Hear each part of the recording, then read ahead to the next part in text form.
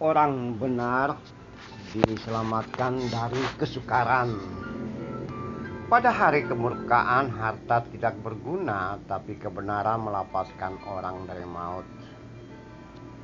Jikalau keangkuhan tiba, juga cemooh, tapi hikmat ada pada yang rendah hati.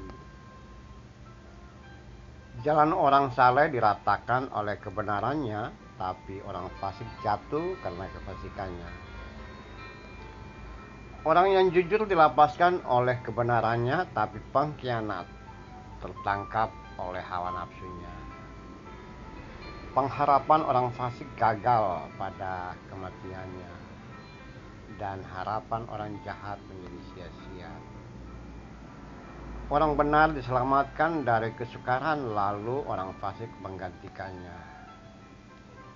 Dengan mulutnya orang fasik membinasakan sesama manusia, tapi orang benar diselamatkan oleh pengetahuan.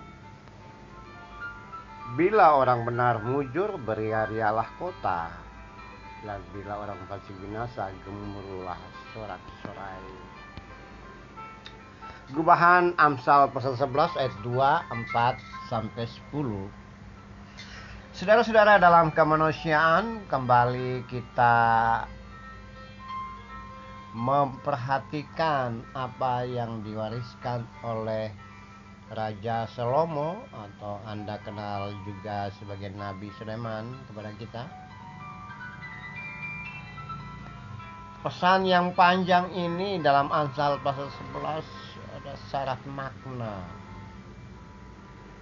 dan terlihat ada kalimat-kalimat yang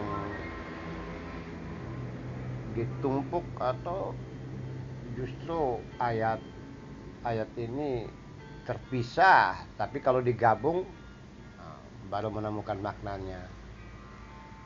Kemarin tentang neraca serong, beberapa ayat itu digabung, baru kita bertemu makna, oh pesannya begini. Nah, sama dengan bagian ini, ada kalau kita pisahkan dan gabungkan ulang ayat 2, 4 sampai 10, baru kita bertemu dengan pesan makna atau makna yang diberikan kepada kita sekalian, dan agak digampangkan, agak disederhanakan sehingga lebih mudah dipahami. Nah, di sini tentang orang benar dan orang fasik.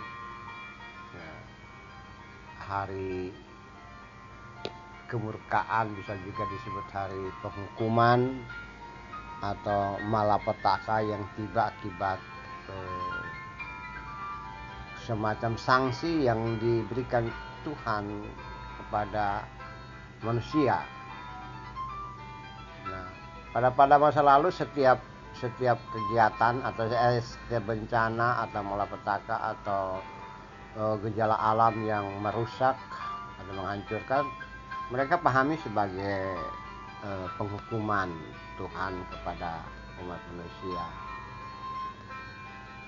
Termasuk juga jika ada perang atau musuh menyerang dan menghancurkan, umat pada masa lalu memahami itulah hari penghukuman karena kesalahan umat.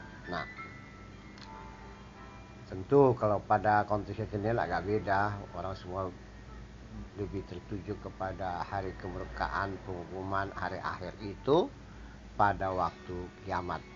Nah, pada masa lalu modelnya seperti ini, saudaraku yang kekasih dalam Tuhan dan saudara dalam kemanusiaan, serta sebangsa dan setanah air, saudara lintas iman, lintas agama, dan semuanya.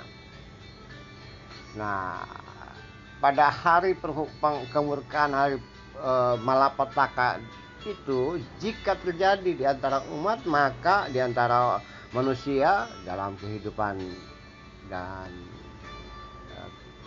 keadaan sehari-hari, maka yang selamat, yang terlepas dari kemurkaan seperti itu hanya orang benar. Ya, dia terlepas karena pengetahuannya, karena ketidaksombongan, dan umat pada masa lalu menghubungkan bahwa bebas dari bencana, bebas dari malapetaka, bebas dari sesuatu yang menghancurkan itu bukan melulu akibat manusia menjaga diri atau terlepas dari bencana, tapi karena kelakuan ya dia ya. Akhlak, etika. Orang yang kelakuannya bersih bebas dari malapetaka, tapi orang yang jahat, yang fasik, maka dia akan mengalami malapetaka. Nah, pada masa lalu seperti itu. Kalau orang mati mendadak kayak ya memang kelakuannya begitu. Ya.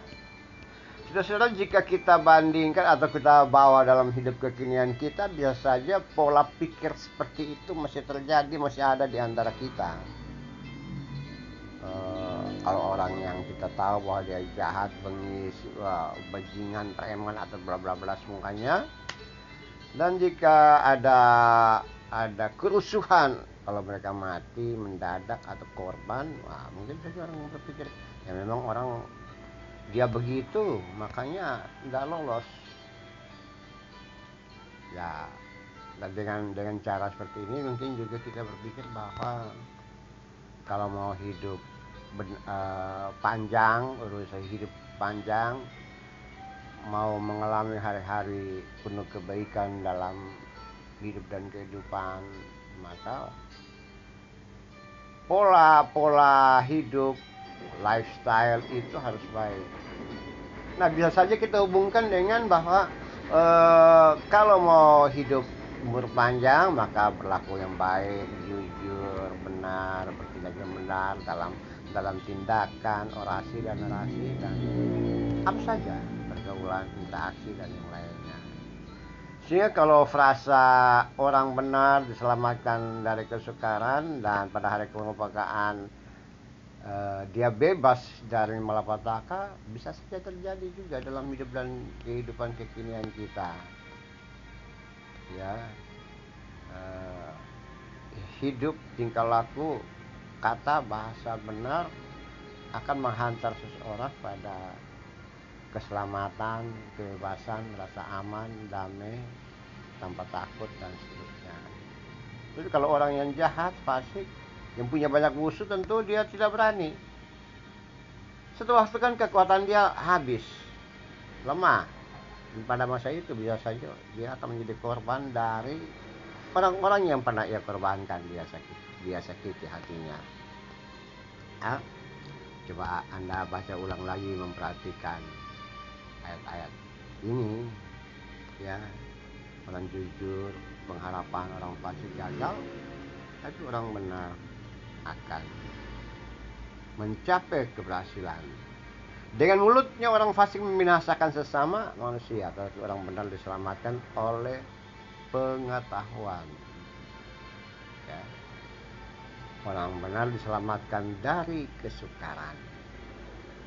So, saudara-saudaraku, mari kita bertindak dengan benar dalam orasi yang benar, berbahasa yang benar, berpikir yang benar, sehingga kita memperoleh kebebasan, rasa aman, dan tanpa takut dalam menghadapi hidup dan kehidupan. Ya Tuhan, Tuhan kami datang kepadamu sambil membawa diri ini, dan kami minta agar Tuhan menguatkan kami, sucikan kami, kuduskan kami, agar kami menjadi orang benar dalam hidup dan kehidupan kami. Amin.